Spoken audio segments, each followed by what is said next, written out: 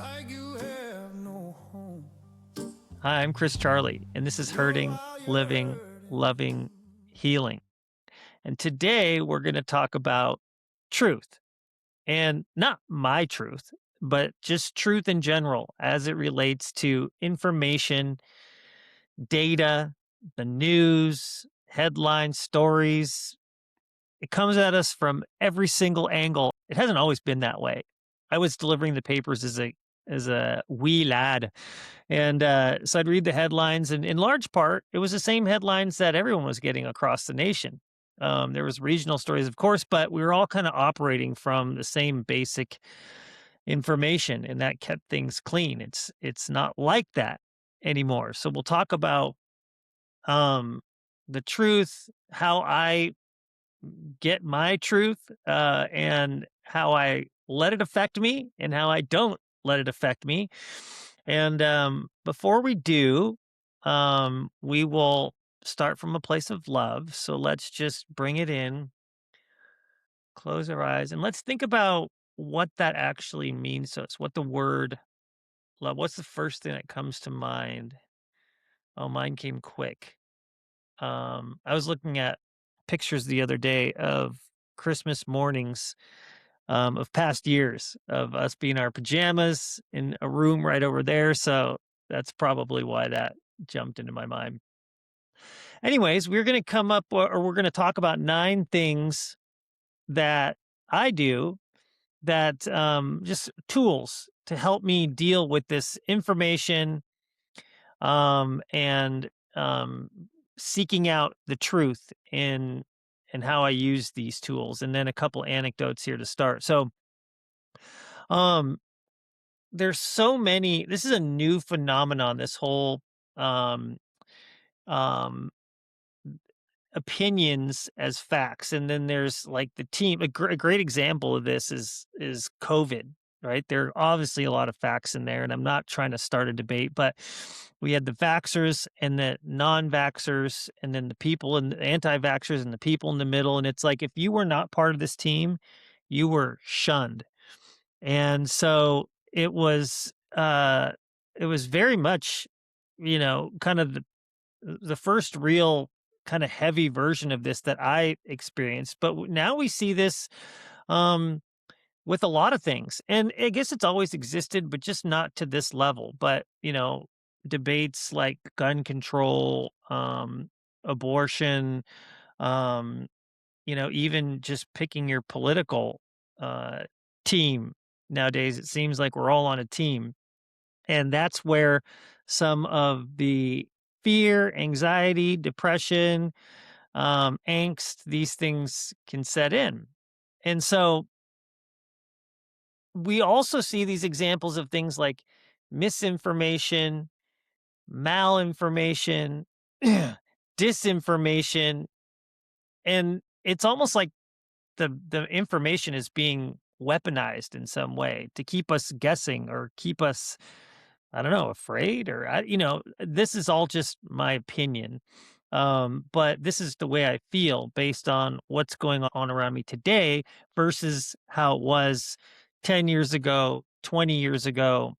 We'll talk about 9 tools that can help us navigate through this. And number 1, easy idea, not always easy to do, and that's stay away from the negative.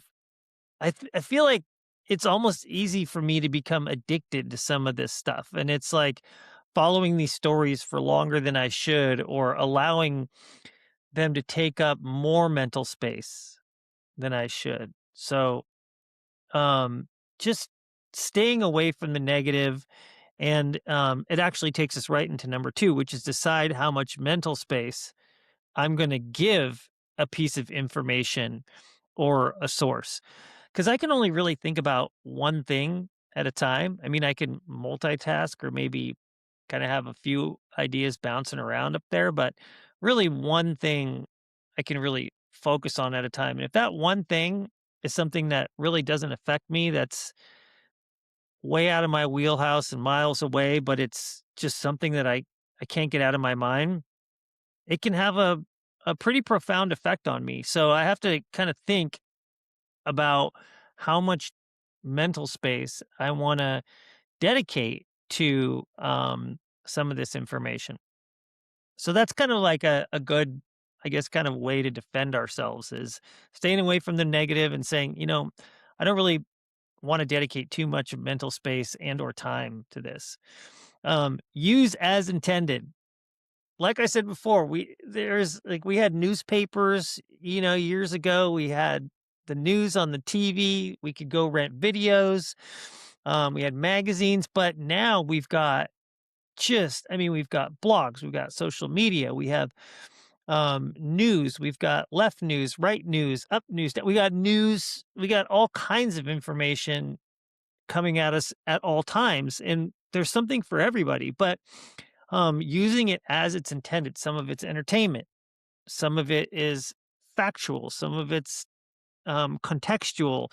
And oftentimes I think the stuff that's made for entertainment gets into this mainstream idea, and that's where misinformation finds its way into things that actually could be kind of harmful, or if not harmful to like a greater system or idea, it just can take up too much mental space and cause us to ruminate about something or something that may not be good for our mental health.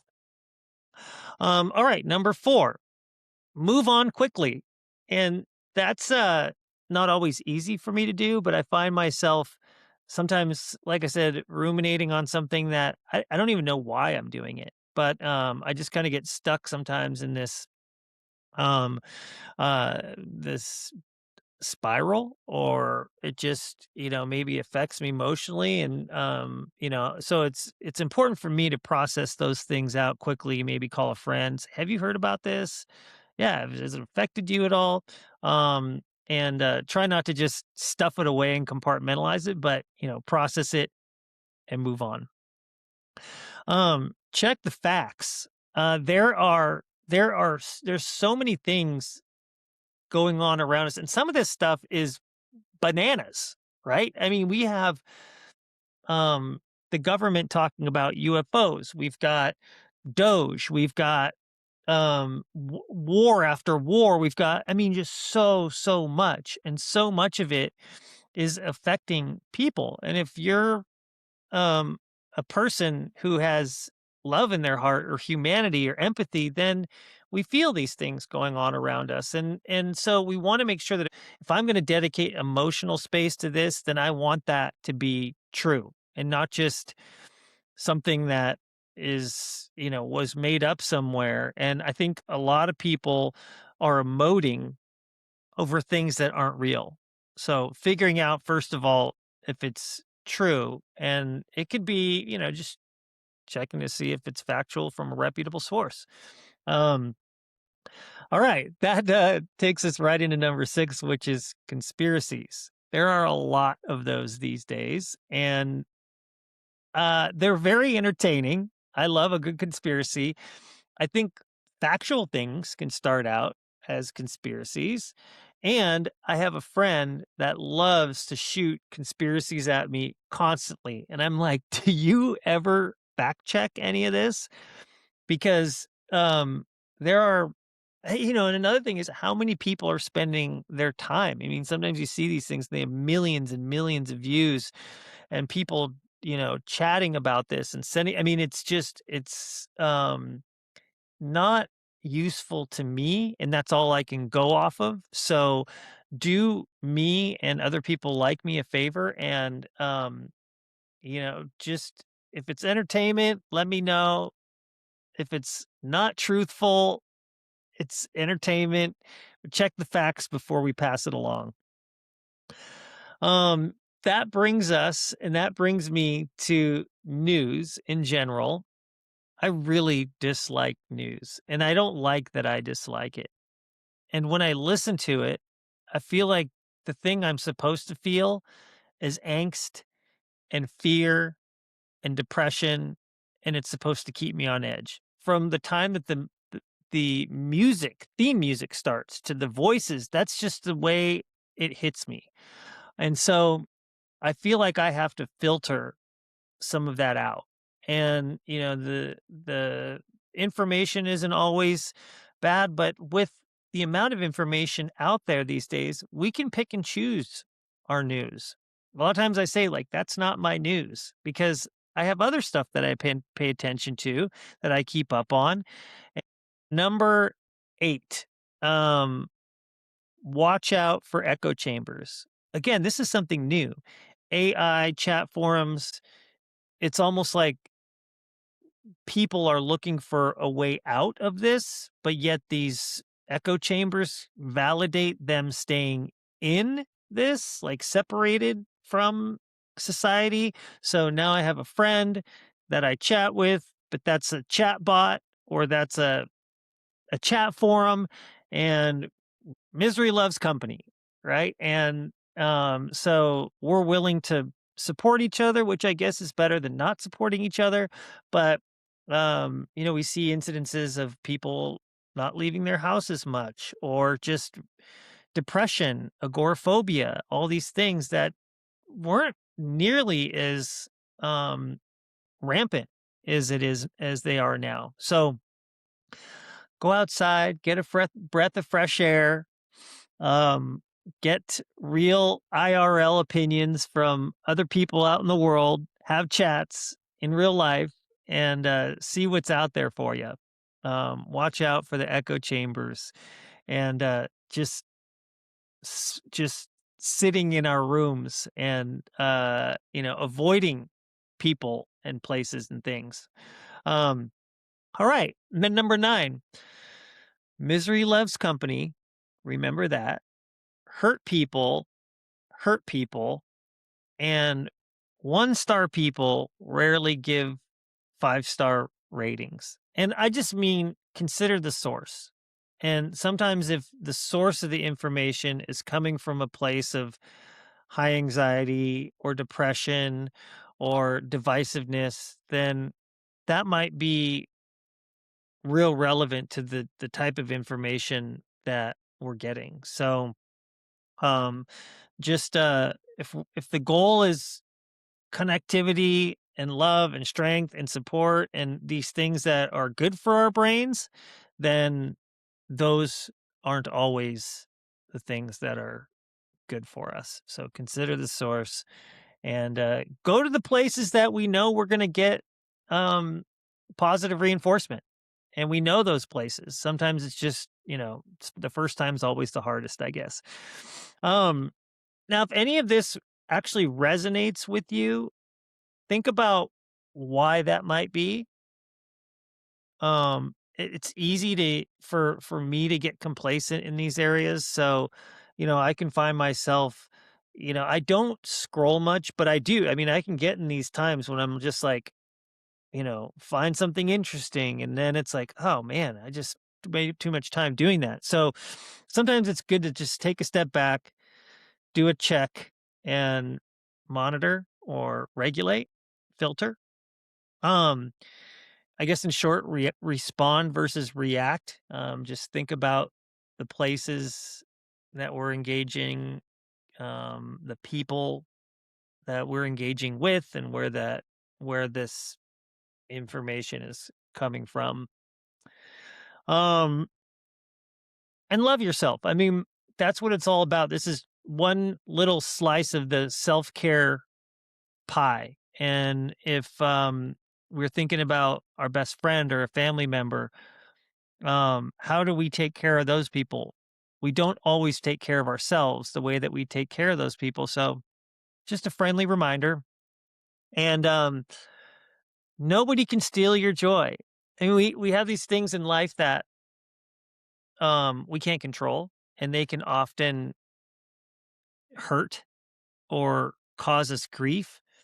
But in general, we have to give that away. Nobody can come in and just steal our joy. We have to give that away.